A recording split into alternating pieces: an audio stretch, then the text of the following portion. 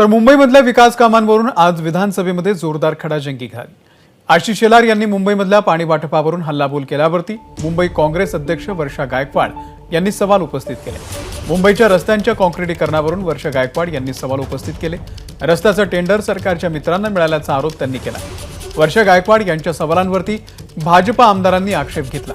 पंतप्रधान मोदींचं नाव टीकेमध्ये आल्यामुळे भाजपा आमदार आक्रमक झाले। त्यावरती पुरावे नसतील तर असे आरोप करणं योग्य नाही, असंही शेलारांनी सुचवलं।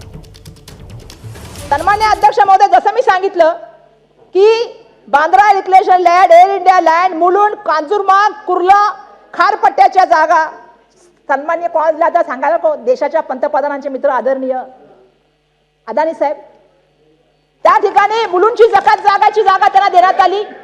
सायन कोडीवाडा येथे सिंधी कॉलनी, घाटकोपर येथे लबाबाई कॉलनी, 1.5 वर्षामध्ये ज्या मोजक्या जागा देण्यात आल्या त्याच्यामध्ये सन्मान्य अध्यक्ष महोदय हे जमीन देण्याचं काम चाललं।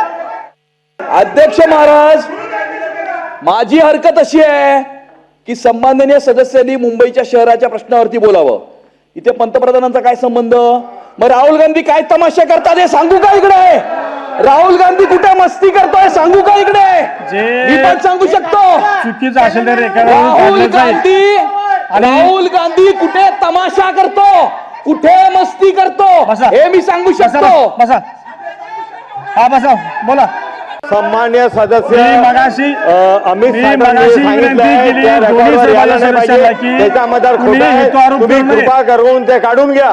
ज्या ते म्हटल्या बरोबर नाही अध्यक्ष होते, काय सांगायचं ते काढून घ्या, रेकॉर्डवरून काढलं जाईल। बोला, संपवा संपवा। अध्यक्ष महोदय,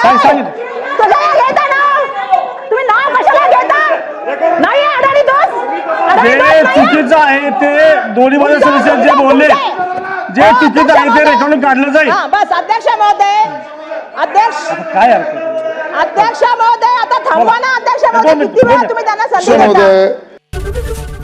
एबीपी माझा, उघडा डोळे बघा नीट।